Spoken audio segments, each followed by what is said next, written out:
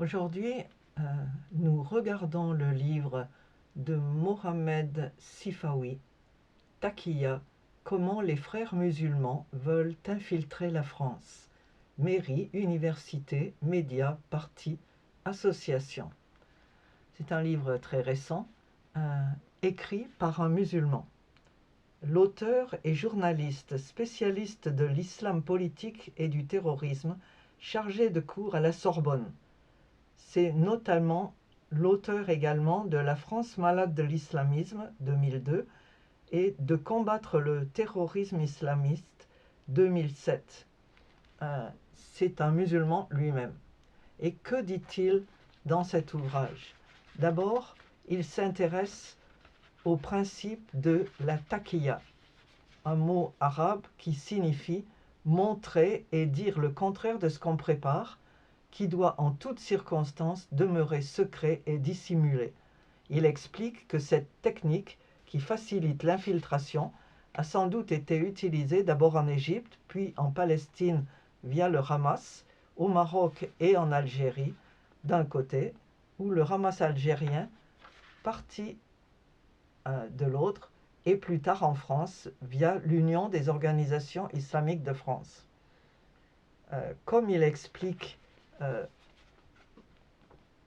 l'usage de la taqiyya, il dit que pour les musulmans, comme lui, le mensonge est interdit quasiment en toutes circonstances par leur religion et l'éthique qu'elle exige d'eux. Et ça, c'est ce qui est particulier à cet ouvrage, c'est qu'il n'a pas été écrit par un chrétien ou un athée ou un mécréant selon les musulmans, mais un musulman lui-même. Il reste à voir si ce qu'il dit concernant les musulmans ordinaires est vrai ou non, puisque la taqiyya est recommandée dans le Coran. En tout cas, ce qu'il explique, c'est que pour les islamistes, ceux dont il parle dans cet ouvrage, la fin justifie les moyens, la tromperie devient permise dès lors qu'elle est opposée à un non-musulman, un mécréant, pour reprendre l'expression consacrée, qui ne désigne pas dans leur rhétorique le seul infidèle, mais aussi le musulman qui ne partage pas leur conception de la religion et qu'ils appelleront un apostat. Et dans cet ouvrage qui de plus de 400 pages, il parle d'histoire. D'abord, il fait l'histoire à partir du contexte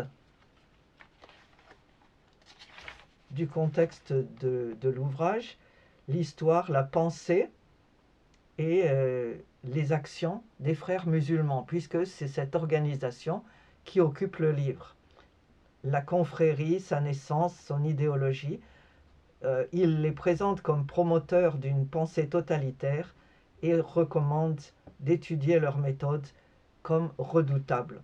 Ensuite, dans une seconde partie, il parle des idéologues, des théoriciens et des propagandistes. Les premiers d'abord, les frères musulmans, les frères européens, puis Youssouf al-Qaradawi, le maître.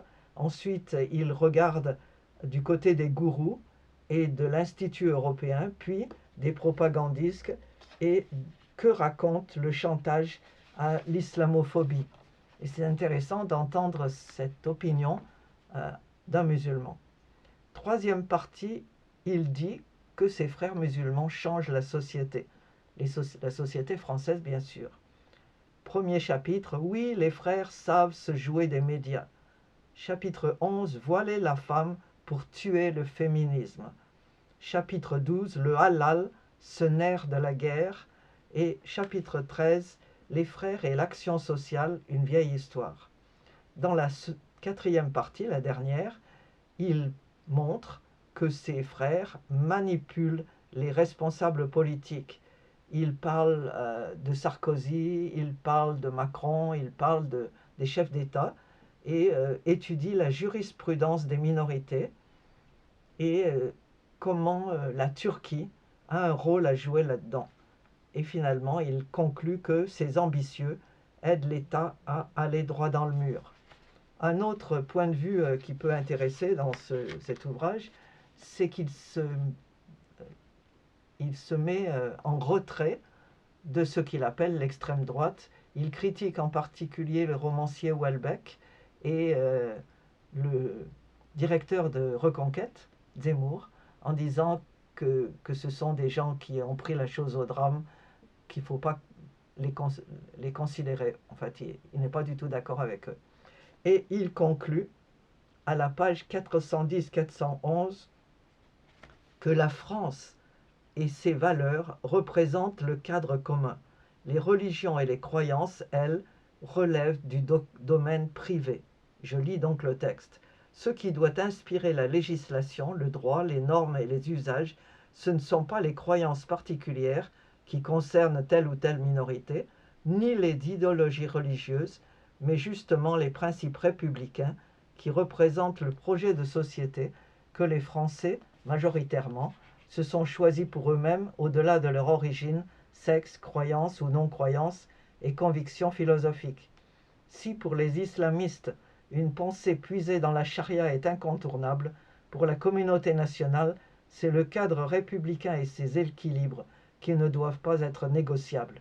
Il y a d'abord la démocratie, ensuite la laïcité, enfin l'égalité.